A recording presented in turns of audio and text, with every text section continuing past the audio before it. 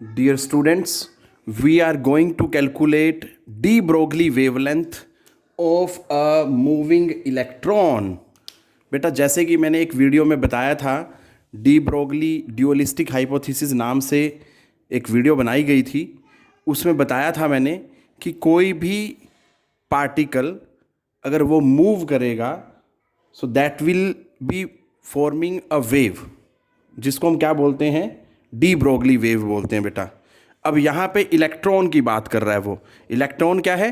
Charged particle है। तो उसकी मूवमेंट से भी क्या बनेगी? एक डी ब्रोगली वेव बनेगी, क्योंकि हमने पढ़ा हुआ है कि जो डी ब्रोगली वेव होती है that is independent of charge of the particle. Clear? ये चीज़ ध्यान देनी है। तो अब हमने उस इलेक्ट्रॉन की मूवमेंट की वजह से जो वेवलेंथ आएगी बेटा, उसका एक्सप्रेशन कैलकुलेट करना है, क्योंकि वो वेव बन जाएगी। वेव होगी तो वेवलेंथ भी होगी। ठीक है बेटा? तो उसका एक्सप्रेशन डिराइव करना है।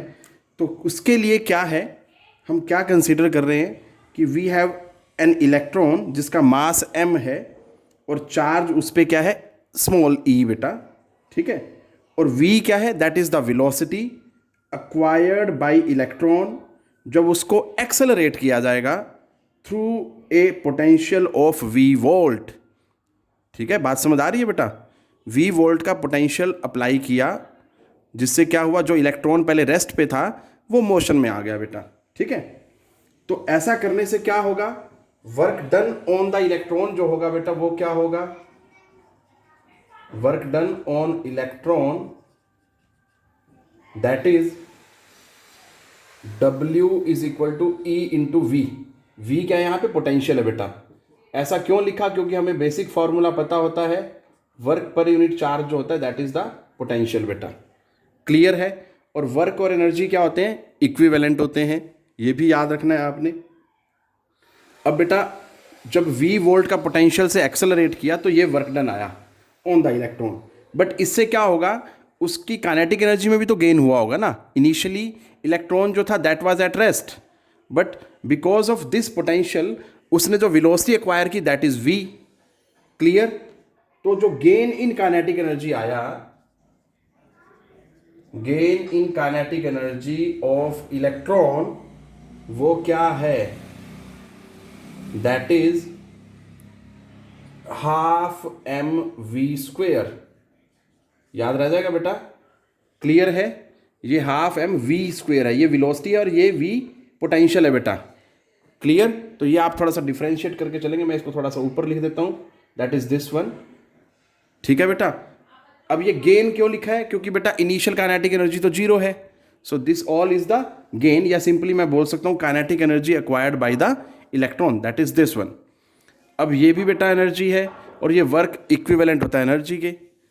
ठीक है बेटा? तो दोनों क्या होंगे? इक्वल होंगे। तो दोनों को जब मैं इक्वेट करूंगा तो बेटा जी क्या आ जाएगा, देखो जरा, ई वी, ये पोटेंशियल है, मैं बार बार बोल रहा हूँ बेटा, दैट इज हाफ mv²। आप आसानी से डिफ्रेंशिएट कर सकते हैं। ये थोड़ा स्मॉल लिख रहा हूँ मैं और ये कैपिटल है। ठीक है बेटा? तो यहाँ से अगर मैं वेलोसिटी के लिए एक्सप्रेशन निकालूंगा तो वेलोसिटी इज इक्वल टू, ये टू डिवीजन में उधर जाके क्या हो जाएगा बेटा, मल्टीप्लाई हो जाएगा m एंड दिस वन। ठीक है? सो v क्या आ जाएगा, √2e v upon m। Clear है? अब हमें पता होता है बेटा जो वेवलेंथ होती है, क्योंकि मुझे वेवलेंथ निकालनी है, lambda is equal to h upon M we.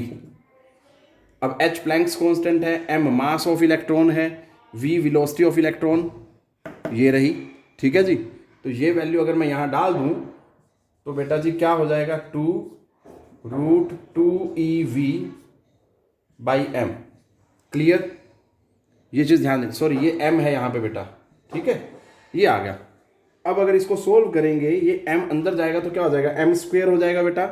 और ये जो एक्सप्रेशन आ जाएगा, lambda is equal to, that will become h upon